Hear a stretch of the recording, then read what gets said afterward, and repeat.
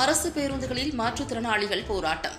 பல்வேறு கோரிக்கைகளை நிறைவேற்ற வலியுறுத்தி இன்று 22ஆம் தேதி கோட்டையில் தொடர் முற்றுகை போராட்டம் நடத்தப்போவதாக தமிழ்நாடு அனைத்து வகை மாற்றுத்திறனாளிகள் சங்கம் சார்பில் அறிவிக்கப்பட்ட நிலையில் நேற்று இரவு சென்னையில் தொடர் முழக்க போராட்டத்தில் கலந்து கொள்வதற்காக தருமபுரி பேருந்து நிலையத்திலிருந்து சென்னைக்கு செல்ல 4 அரசு பேருந்துகளில் புறப்படுவதற்கு தயாரான நிலையில் பேருந்துகளை சென்னை செல்ல விடாமல் போலீசார் தடுத்து நிறுத்தியதால் கோபமடைந்த மாற்றுத்திறனாளிகள் பேருந்தின் உள்ளே அமர்ந்து போராட்டத்தில் ஈடுபட்டனர்.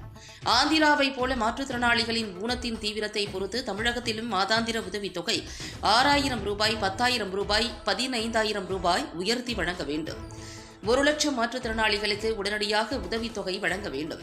வேறு எந்த மாநிலத்திலும் இல்லாத நடைமுறையாக தமிழகத்தில் 18 வயதுக்கு கீழ் உள்ள மாற்றுத்திறன் குழந்தைகளுக்கு மாவட்ட ஆட்சியர் தலைமையிலான குழு வாயிலாகவே உதவித்தொகை வழங்கப்படும் என்ற நிலையில் உள்ள வயது வரம்பை நீக்கி விண்ணப்பிக்கும் அனைத்து மாற்றுத்திறனாளிகளுக்கு உதவித்தொகை வழங்க வேண்டும். மாற்றுத்திறனாளிகள் நலத்துறை வாயிலாக மட்டுமே உதவித்தொகை வழங்கப்பட வேண்டும். 100 நாள் வேலை திட்டத்தில் விண்ணப்பிக்கும் மாற்றுத்திறனாளிகள் அனைவருக்கும் வேலை அட்டை வழங்குவதுடன் பணியும் வழங்க வேண்டும். ஊனமுற்றோர் உரிமைகள் சட்ட விதி அடிப்படையில் வேலை நாட்களை 125 நாட்களாக உயர்த்த வேண்டும் உள்ளிட்ட பல்வேறு கோரிக்கைகளை வலியுறுத்தி பல கட்ட போராட்டங்களை நடத்தியும் அரசு கண்டுகொள்ளாததால் இன்று 22ஆம் தேதி சென்னை எழிலகத்தில் துவங்கி கோட்டை நோக்கி சென்ற தொடர் முற்றுகை போராட்டத்தில் ஈடுபட உள்ளனர்.